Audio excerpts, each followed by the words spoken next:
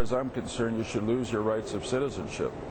All right, reaction now from a guy who agrees, Republican Congressman Steve King. Congressman, what do you make of this? Chuck Schumer in New York saying no, bad idea. Well, as I listened to Joe Lieberman about this, I mean, first of all, I believe we have the authority now to revoke the citizenship of the Times Square bomber.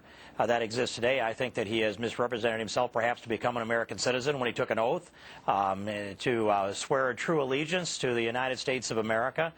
Then that gives us a foundation to do that. But the question I would ask is, what would this fix? Do we really think that the terrorists that are plotting against us, the al-Qaeda people that might come in here and pose to become naturalized citizens or being associates of terrorists in the United States, are they going to back away if we threaten to take away their citizenship? I think they're going to continue to try to kill Americans regardless. So I'm not sure this is where the center of energy ought to be. Rights groups say leads to abuse. In other words, suddenly we're judged on the company we keep, and we might not even know if someone's a terrorist, ACLU type, someone saying we lose our citizenship. Bad precedent. What do you say? Well, that might be the case. I'm not particularly concerned about the bad precedent component of this, so much as I am just the diversion of the focus. And I want to do this focus on real law enforcement and real overt acts, not so much something that's implied or implicit. And so where I'd rather see us go with this and turn our energy into this is that to set up a special court to adjudicate these terrorists. First, I want them off of U.S. shores. I want them in front of the military tribunals. I want them prosecuted by a military court. And I would send them from U.S. shores down to Gitmo rather than close Gitmo. I would use it. It's built for that.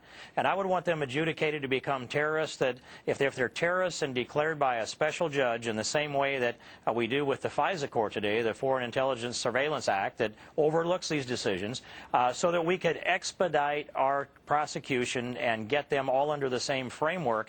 I don't want to see terrorists turned loose in the United States, and I think that's a bigger fear than having some sympathizers that are still citizens of the United States of America if we fail to put them into the definition of Joe Lieberman's. Are you worried, though, that we do have a lot of citizens of America who might be this type or have gotten through the whole screening process and the naturalized process to become a citizen? I mean, that's quite a laborious process. It's more than just checking off things on a form. I'm not a Nazi. I don't worship Hitler, all of that. I mean, there's a lot to it. And yet this guy got through all the screenings, and it does make you wonder whether there might be a lot more like him, right? And Neil, you're right on that, and I am very concerned about homegrown terrorists. And when I look at the neighborhoods that would harbor those the homegrown terrorists and the culture that does that, I think that we need to do a lot more of surveillance. I think one of the good lessons that we have are American citizens that were vigilant are the ones that have been able to identify these terrorist plots. The shoe bomber, the underwear bomber, the Times Square bomber, all of them, it was American citizens and their vigilance that actually got in and intercepted this. And so I'm going to ask all the American citizens, look over people's shoulders, let us know. And this has been a message that's been out since September 11th.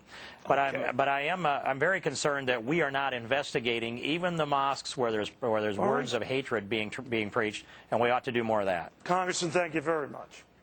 Thank you, Neil. Well, you think I don't have any connections at all to the White House? So why is this fellow